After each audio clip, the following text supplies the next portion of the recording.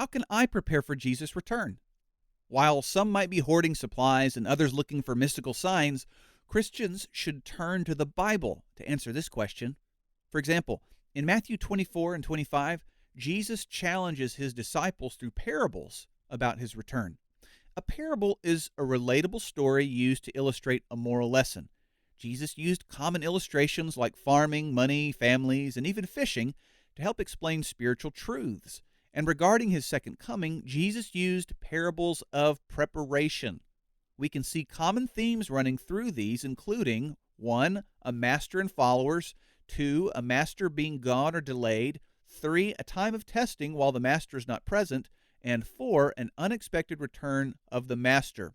And in addition to all these common themes, each parable focuses on a particular aspect of preparing for Jesus' return. First, consider a parable of right versus wrong preparation. In Matthew 24, verse 45 through 51, a master is gone and his return is delayed. And while he's gone, some servants simply go about their business doing the master's will. Others, however, get drunk and mistreat their fellow servants. When the master unexpectedly returns, the wicked servants face judgment for their wrong preparation, while those who had rightly prepared are blessed. Second, consider a parable of complete versus partial preparation. In Matthew 25, 1 through 13, there are 10 virgin girls who are waiting outside a wedding feast. The bridegroom is delayed, and as the night wears on, the virgins light lamps to give them light as they wait. After a time, a call comes out that the bridegroom has arrived. All 10 virgins have a problem. Their lamps have gone out. 5 are completely prepared because they've brought extra oil. They quickly trim and relight their lamps. But the others have only partially prepared. They had a lamp, but not enough oil. And while they run off to buy some more oil, the bridegroom opens the door and invites the completely prepared virgins in. When the partially prepared ones return, they are too late and left out in the darkness. Third, consider a parable of willing versus unwilling preparation. In Matthew 25, 14 through 30, a master entrusts 3 of his servants with a financial mission. They are each given talents, or a large sum of money, according to their ability. When he departs, 2 willingly put the money to work and double the amount that's entrusted to them. The third servant, however, simply buries the talent in the ground. When the master returns, the willing servants are rewarded while the third is condemned for his unwillingness to try. Finally, we'll consider a fourth example, the fruits of preparation. This isn't a parable, but a future narrative and a summary of the other parable's conclusions.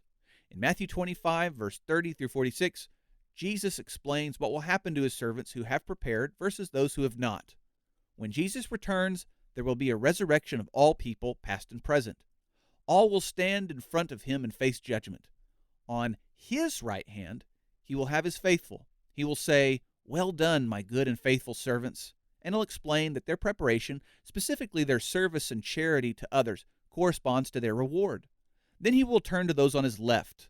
To those unprepared, Jesus will say, "Depart from me." And he will explain that their wrong, partial, or lack of preparation, specifically how they didn't serve or live charitably with others, now condemns them in judgment. It's a sober conclusion to the parables of preparation. And so you may be asking, how should I prepare then? Jesus obviously wanted his followers to prepare for his return, and hopefully you see that Jesus' return follows the preparation pattern: a master and followers, the master delayed, a time of testing, and an unexpected return. Well, here are some basic preparations that everyone should make. First, you must become a faithful servant. In each parable, there were the faithful and the unfaithful. And the faithful were called faithful because they knew, trusted, and obeyed the master. And so it is with us. We cannot prepare for Jesus' return if we don't know how to become a faithful servant. 1 John 5, 11, 12 says, "God has given us eternal life, and this life is in his Son. Whoever has the Son has life, but whoever does not have the Son of God does not have life." We begin preparing by understanding that only by converting to Christ can we be faithful servants. Second, you must live out Jesus' teachings.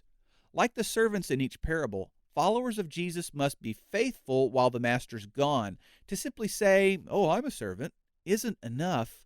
A Christian cannot live however he or she wants, but must submit their lives to Jesus. Galatians 2 verse 20 says, So I am not the one living now. It's Christ living in me. I still live in my body, but I live by faith in the Son of God. So we prepare by learning about and following what Jesus taught. Third, you must live every day like it is the day. That doesn't mean you should quit your job or sell your possessions. You should be living every day normally, as a faithful servant is supposed to. In the parables of preparation, what did they do? Their duty. Daily, faithfully, they waited patiently for the Master. James 5:7-8 says, "Brothers and sisters, be patient. The Lord will come. So be patient until that time. Look at the farmers. They have to be patient. They have to wait for their valuable crops to grow and produce a harvest. You must be patient too. Never stop hoping. The Lord is coming soon." So while you live faithfully, consider the words of Jesus himself. As he preached these parables of preparation, he repeated a theme about his unexpected return. So you also must be ready. The Son of Man will come at a time when you do not expect him.